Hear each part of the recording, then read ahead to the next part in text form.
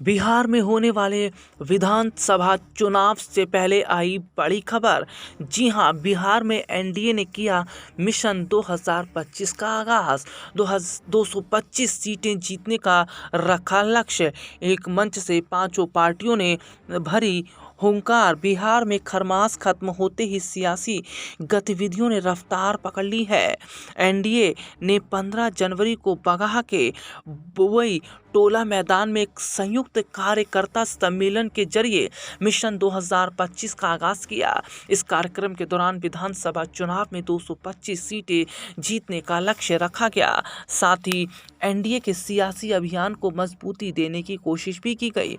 NDA के 5 घटक दल बीजेपी, जनता दल, लोजपा, हिंदुस्तानी अवाम मोर्चा और राष्ट्रीय लोक मोर्चा ने एकजुट होकर मंच साझा भी किया। लेकिन इस दौरान नेताओं के चेहरे पर थोड़ी नाराजगी जरूर देखने को मिली। इस मौके पर बीजेपी प्रदेश अध्यक्ष दिलीप जायसवाल, जेडीयू प्रदेश अध्यक्ष उमेश कुशवाहा, एलजेपी के राजू तिवारी, हम के अनिल कुमार और उपेंद्र कुशवाहा की पार्टी आरएलएम के मदन चौधरी ने अपने संबोधन में गठबंधन की एकजुटता और तालमेल का संदेश दिया।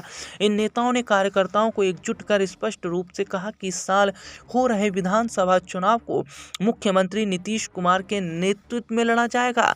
लेकिन सबसे बड़ी बात तो ये है कि एनडीए अभी ये पूरी तरीके से नहीं कह रही है कि बिहार का विधानसभा चुनाव नीतीश के चेहरे पर लड़ा जाएगा। जहां एनडीए के सहयोगी दल नीतीश के समर्थन में नजर आ रहे हैं, तो फिलहाल बीजेपी इससे दूरी बनाती नजर आ रही है, क्योंकि हाल ही में बिहार के डिप्टी सीएम ने जिस तरीके से ये साफ कर दिया था कि बिहार में बीजेपी सही मायने में तभी आएगी और अटल जी को श्रद्धांजलि तभी मिलेगी जब बीजेपी की सरकार यहाँ पर बनेगी और जब मुख्यमंत्री बीजेपी की तरफ से होगा।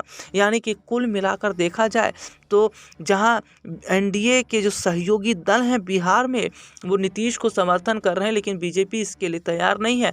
अब ऐसे में क्या वाकई एनडीए के सहयोगी दल अगर नीतीश के साथ होते हैं और बीजेपी उनसे अलग खड़ी होती है, तो क्या बीजेपी के लिए मुश्किलें बढ़ सकती हैं? लेकिन एनडीए गठबंधन में दरार तो ज़रूर देखी जा रही है, जहां जिस तरीके से देखा जाए तो जी हाँ, सीधे तौर पर हालात जो बन रहे हैं कि चिराग पासवान के बाद हिंदुस्तान आवाम मोर्चा ने 20 सीटों की जो मांग की है, इससे बीजेपी की मुश्किलें बढ़ी हैं। 2020 के विधानसभा चुनाव में एनडीए के भीतर तालमेल की कमी साफ नजर आ रही थी। चिराग पासवान के नेतृत्व में एलजेपी ने एनडीए के खिलाफ अलग चुनाव लड़कर जेडीयू को बड़ा नुकसान पहुंचाया था। इसके परिणाम स्वरूप एनडीए को 2015 की तुलना में कम सीटों पर संतोष करना पड़ा। इस अनुभव से सीख लेते हुए इस बार एनडीए ने तालमेल सुनिश्चित करने के लिए कार्यकर्ता सम्मेलन आयोजित किया था। लेकिन इसमें एक चीज़ देखा जा रहा है कि भले ही एक साथ एक मंच पर एनडीए के सहयोगी दल हैं, लेकिन सीधे तौर पर वो भी कहीं ना कहीं जो सीटों की मांग कर रहे हैं, इससे बीजेपी के लिए आसान रास्ता 25 का नहीं दिख रहा है।